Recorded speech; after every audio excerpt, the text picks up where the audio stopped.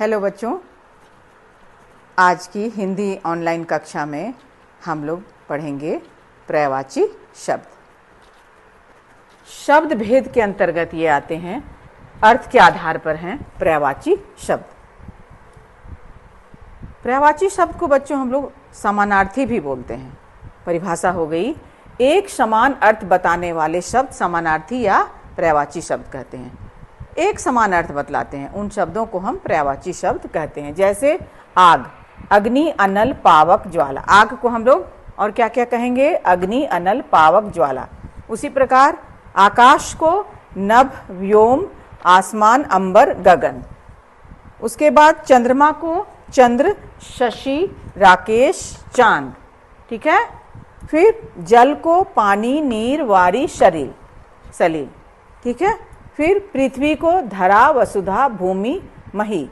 पर्वत को पहाड़, नग, गिरी, भूधर।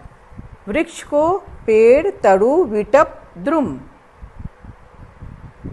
सूर्य को रवि, भास्कर, भानु, दिवाकर।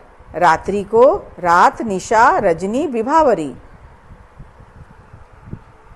माता को माँ, अम्बा, जननी, अंबिका।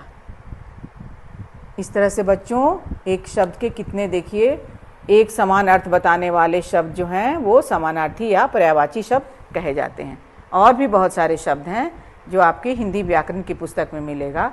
आप लोग पुस्तक से अच्छी तरह से याद कर लीजिएगा। और जितने सारे शब्द दिए गए हैं वो एक समान अर्थ बताने वाले हैं शब्द बच्चों। तो आपकी हिंदी की परीक्षा में प्रश्न आते हुए हैं कि निम्नलिखित शब्दों के 2-2 या 3-3 पर्यायवाची शब्द बताइए। जैसे सूर्य, अगर सूर्य रहेगा, है ना, सूर्य रहेगा तो आप 3 पर्यायवाची शब्द अगर बताने के लिए कहे जाएंगे तो आप 3 लिख दीजिएगा। सूर्य लिख करके रवि, भास्कर, भानु, है ना। और अगर रात्रि रहेगा तो रात्रि का आंसर लिख दीजिएगा, रात, निशा, रजनी, विभावरी। माता रहेगा, अम्बा, माँ, जननी, अंबिका। इस तरह से कोई भी शब्द अगर रहेंगे तो आप उसका आंसर अच्छे से लिख सकते हैं।